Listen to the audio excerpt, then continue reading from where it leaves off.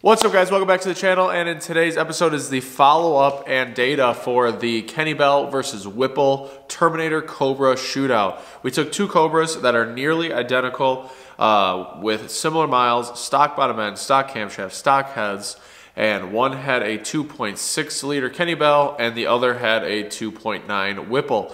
So we're going to be discussing putting those on the dyno, what they made, and some of the basic data that we are going to use to judge which blower did better in these applications. So without further ado, let's cut to the intro and get started in this week's video.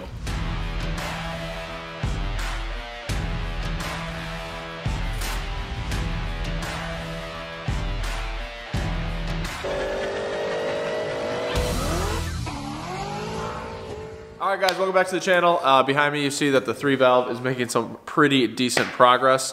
We got the shear fab intercooler in it.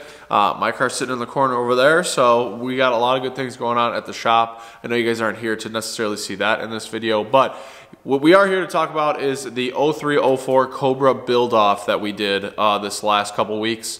It was a lot of fun. They were relatively basic build-ups. If you guys have been following the channel for a while, you'll see that we've kind of escalated to doing a lot of big builds, which we do like. But we also are still doing a lot of small stuff, blower swaps, fuel systems, tune-ups, long tubes. So we still like doing all those things as well. And as we expand our team and get better at our processes, it's getting easier and easier. So keep the inquiries coming. Anyway, moving back to the Cobras, we have Mike's DSG Cobra that actually came in for a lot of work. There's more specifics in the last video, but quick rundown is clutch, blower, fuel system. It already had long tube headers on it. A couple other small miscellaneous supporting modifications. But the important thing is that we put a 4 return system on it. We put a Whipple 2.9 non-crusher blower on it, originally with a 3.5 pulley. It has a stock lower pulley. It has 1 7/8", I think, long tube headers. It has no cats. It has a 2.5 inch catback exhaust system.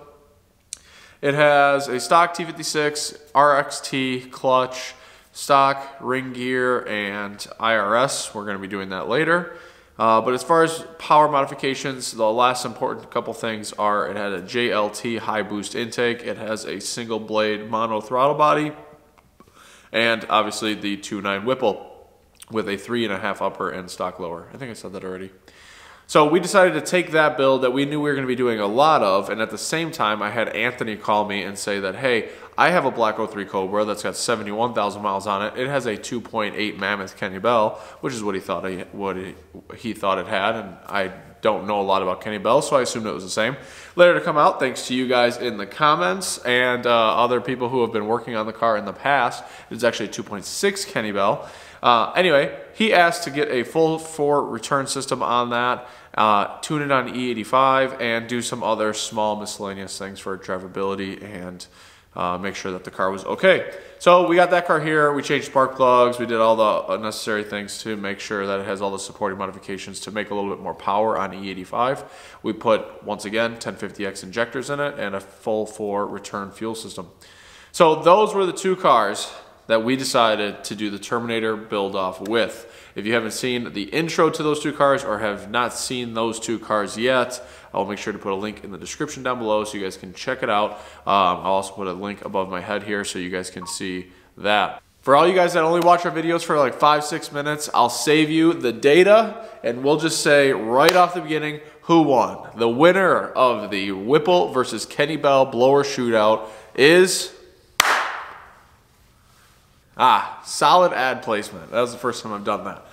All right, so in the Whipple Kenne Bell shootout, we are saying that the Whipple won the war, but the upset is that the Kenne Bell really won the battle. Let's do the Whipple dyno. Let's discuss the Whipple stats. So here is a couple dyno videos from Mike's 2.9 Whipple.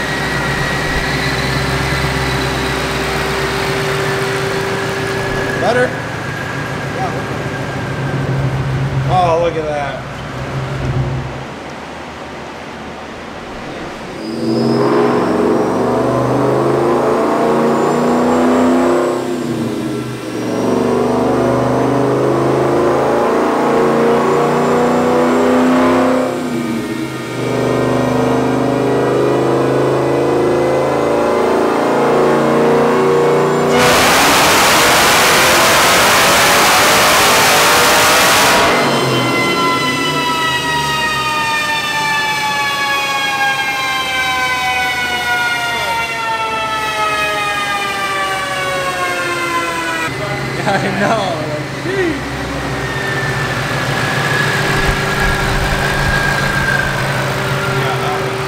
I didn't plug nothing.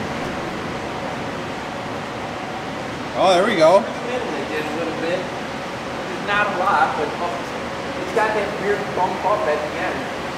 But now again, we're running. After a couple dyno pulls with Mike's car, we got this fuel curve dialed in really good. John got a good handle on it. Everything was within a couple percent as far as fueling goes. When we are dynoing these cars, we are pulling spark plugs out of them. We are looking at timing marks. We are looking at porcelain. We are looking at what the spark plug says the car wants. It's not what the dyno reads for horsepower that matters to us. It's that the spark plug says that the engine is happy with what we're doing to it. So we think dyno numbers are irrelevant. We do not hang on to them. We do not flex them. We don't care. We don't care about the dyno numbers. The only time the dyno number matters is if we're comparing two cars on the same dyno with similar weather characteristics, just like we are in this test. So some of these cars might get strapped down into some other local places around here and make another 50, 60 horsepower like we saw with the Gen 1 Lightning video way back in the day. That a local dyno shop had that thing tuned up way beyond thing. Or it might just get strapped down to another mobile dyno somewhere and make 20, 30 horsepower less. Who knows? It doesn't really matter, but for comparison's sake, dyno number is a good tool to use when comparing on the same thing. I know I'm drilling on this a lot, but you guys with the dyno numbers on the internet is just crazy, chasing numbers. So just wanted to let you guys know, comparison is okay. These cars might make more or less horsepower on different dynos. It doesn't matter. The fact is that the way that we tune them and pay attention to the spark plug readings and pay attention to what timing is doing to the horsepower numbers, putting those two things together, we ensure that they're safe and they make what they make when they're happy, and we don't need to worry about them blowing up. We do not have any that have hurt themselves out there, so that's good. All right, that was my disclaimer on dyno stuff. Now let's hop into the numbers on the Whipple car. So the first dyno pull with Mike's Whipple, once it started pulling pretty clean and we had the curve dialed in with the new mass airflow sensor and high boost intake, it was only making about 16, 17 pounds of boost. So on 16, 17 pounds on E85, we only got as high as 22 degrees of timing. It probably could have taken a couple more degrees, but we weren't too interested in spinning a stock bottom end Cobra with only 16 pounds of boost. However, since we did it, I will share the numbers with you. It made 611. I'm going to be cheating with my phone in this episode. It made 611 horsepower. I don't remember the exact foot-pounds of torque because we're not as concerned. All right, so with 16 pounds, we're only going to focus on this really quickly just to kind of get a baseline. But on 16 pounds, the intake air temps during the pull, like the shop temperature, was about 80 degrees. After the pull, we were seeing after the blower, we were seeing 120 degrees at the very top of the dyno pull. We had 22 degrees of timing in it. It made peak power at 6750, and it made 611 horsepower. Now, just for comparison, all right, we'll do the comparisons later. Made 611 horsepower.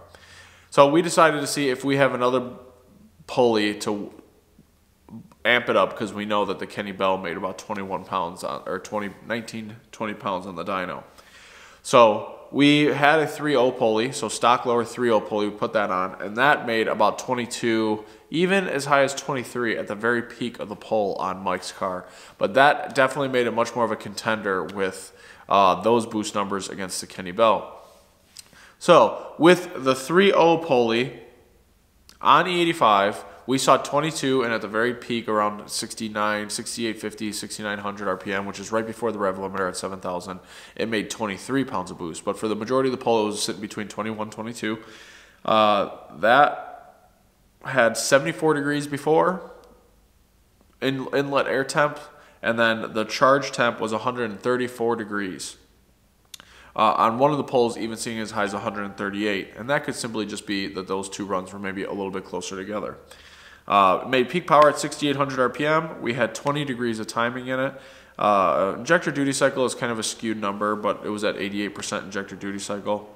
So that is the final numbers on the 2.9 Whipple. On that poll, on 22 pounds of boost and 20 degrees of timing, it ended up making 676 horsepower and 599.8 foot-pounds of torque. So stock bottom end, stock cams, stock heads, 50,000 mile long block. I thought it made 683. I think I posted somewhere it made 683, but it didn't. It didn't quite make 680. It made, like I said, just under 680. Really strong. Now, the Kenne Bell car.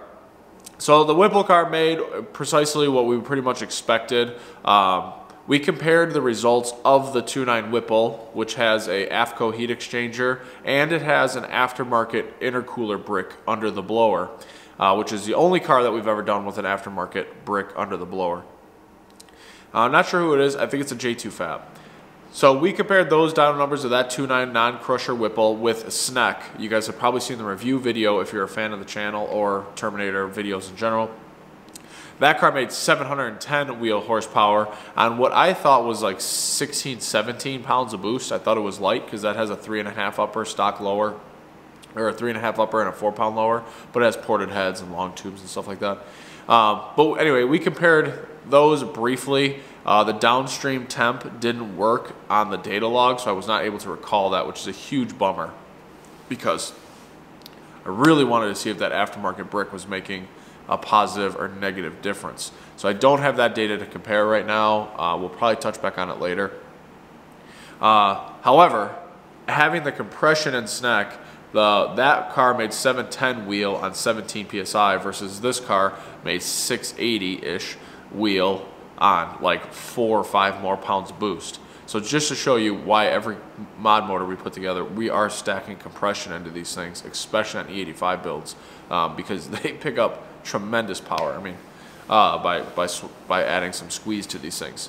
So that is the Whipple car and a quick comparison with the other. Now let's move on to the underdog and arguably the winner of this comparison is the 2.6 Kenne Bell on Anthony's car. Now, we posted on Instagram. If you don't follow us on Instagram, obviously, make sure you do so. The link is in the comments down below or in the video description. But Anthony's 2.6 Kenne Bell car really shined through. So we actually did the Kenne Bell first. We posted on Instagram, said, hey, what do you think the car is going to make? Which one's going to sound better? Which one's going to make more power?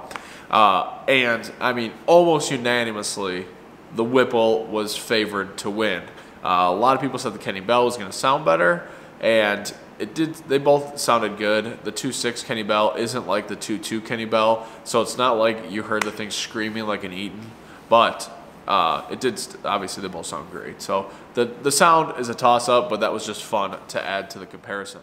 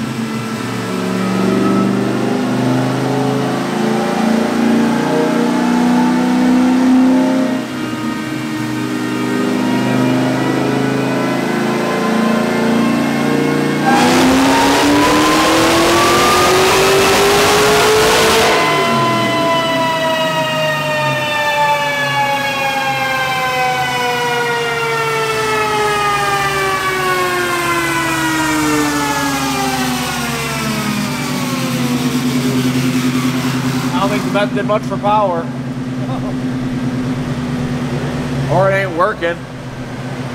Just made 663. Yeah, I was just saying, it's a little leaner, not by much.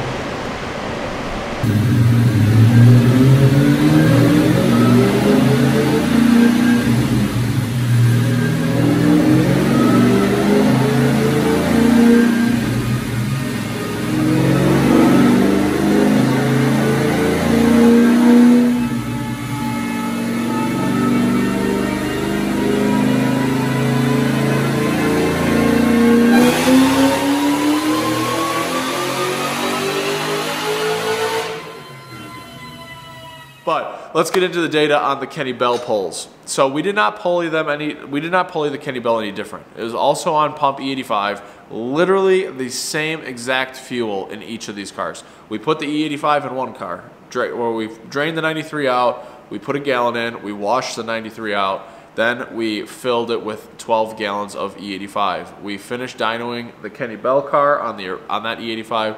We took that E85 out and put that fuel in Mike's Cobra that was bone dry from when we did the fuel system install. So it's literally the exact same ethanol content. It was 80%. We tested it with a tester. And here are the results of the Kenne Bell car. So 2.6 Kenne Bell. This has a mid-length header. It looked like it had cats, but after talking to Anthony, they're gutted, so it doesn't have cats either. It has a Fluidyne 3-pass heat exchanger instead of the AFCO dual pass. Also on E85, stock aftercooler brick.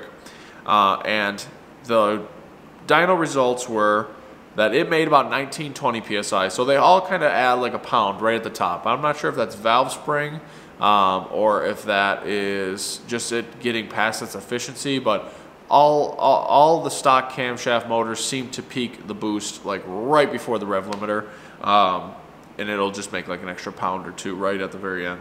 So this one made about 19 the entire time of the pull, peaking at 20 at the end. So we're down about 2 pounds of boost compared to the Mike's Whipple car. The pull in the temperature in the shop, or the intake air temp before the blower, was 60 degrees, and after was only 88 degrees after the pull. One of the pulls we saw, it was only 80 degrees on the downstream intake air temp. Extremely efficient, considering that the Kenne Bell is known to be a toaster, which once again, that is referencing the smaller blowers in my opinion. But really, either something in that system is really efficient. They both have the same pump. We'll dive into that in a second. It did have a ½ degree more timing. It had 20.5 degrees of timing. Injector duty cycle was similar. It was 80. It made peak horsepower very similar, 6,800. And the Kenne Bell car ultimately made 663 horsepower with 590 foot-pounds of torque. So let's compare just horsepower numbers. The Whipple car, 687 or 686, 687, and the Kenne Bell car made 663. So we made 22, 24 more horsepower with the Whipple car. Ultimately, the Whipple won. However, if you go pound for pound, the Kenne Bell needs honorable mention or even the crown, because it had much cooler intake air temps after the blower. It had less boost by quite a bit, and it still made within 10 foot-pounds of torque and within 24 horsepower of the not latest and greatest, but one of the most favored blowers on the Terminator pages is the Whipple 2.9. So we were all very pleasantly surprised with the Kenne Bell car. Now, I want to spend the next couple minutes, and then we're going to wrap this video up, pushing some holes in the theories. First of all, we are not Richard Holdner. This is not an exact science comparison video. This is two different cars that we have no idea the history of, and with two different blowers. Obviously, we know what work we did to them, but the better comparison might be if we took one car and swapped the blower onto it and off of it in the same day and made all that possible and happen, which maybe could happen in the future.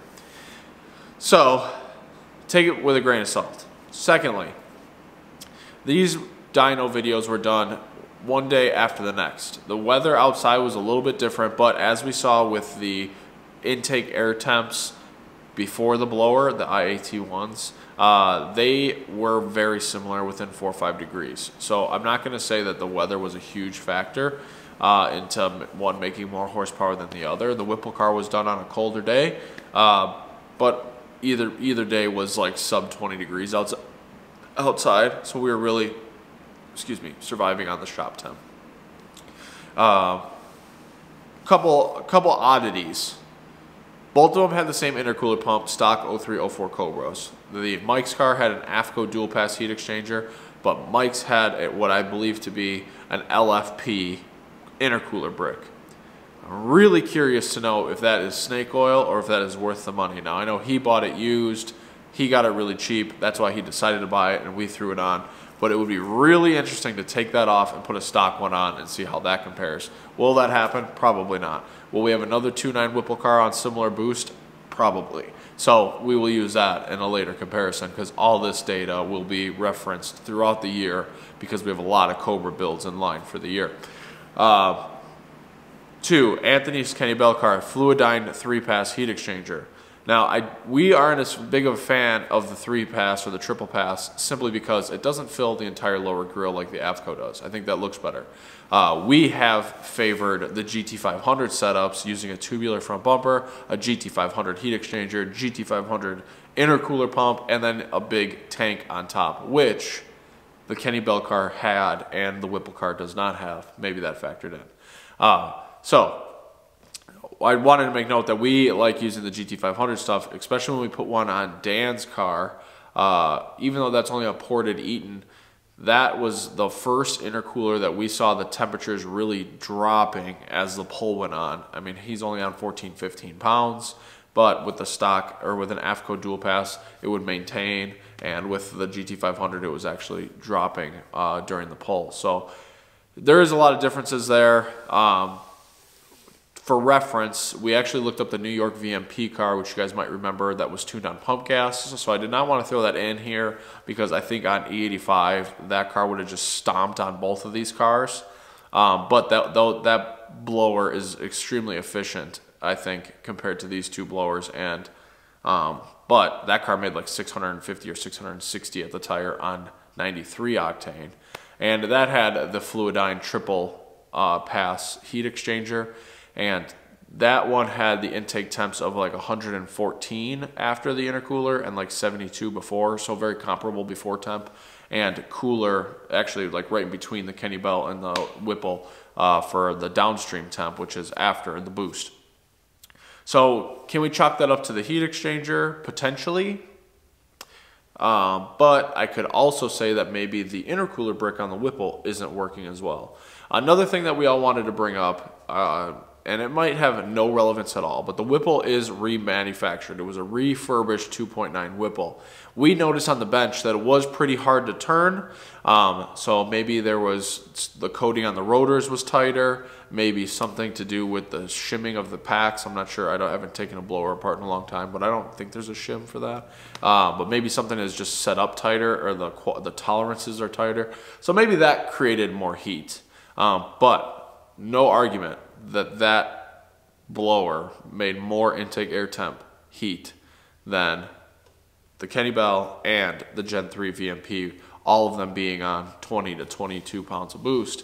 That one was definitely the warmest, but it also had the only one with an aftermarket intercooler brick. So that is something that we need to keep in mind on future builds, and we'll definitely be looking into it. All right. So if you guys have any questions on this, or if you have any products that you would wish to purchase or that you had questions on, we're obviously happy to help you out with a project that you're building in your garage, or if you need our help to build it for you, we're always happy to oblige. So make sure you hit us just on our email in the description of this video, or comment down below what you think or what you need. So also guys, comment down below that you guys watched the video, what you thought of the comparison. Was it good? Was it bad? It is not, we did not do it for science, we did it for fun, so we know that it's not exact, but is it what you expected as an outcome? So if you've watched it this far, make sure you hit the subscribe button, And pretty soon you will see our Terminator build-off 2, which is going to be a 3.4 Whipple versus a 3.0 Whipple. Both of those cars are going to have head work done, camshafts, although one is more mild than the other, and some compression. They're both going to be like 10.5 to 1, stock crank, stock rods, but both of them are getting the same exact Manley flat top piston. So it's going to be really fun to see what unfolds with that build also. So, all right, make sure you subscribe to the channel down below if you haven't done so already. Thank you so much for watching, and I appreciate you guys tuning in for the Terminator build-off. Stay tuned for later this week. We will drop another video giving you guys an update on the 3-valve and some other projects that we have that are really taking off. So thank you again for watching. We'll see you guys next time.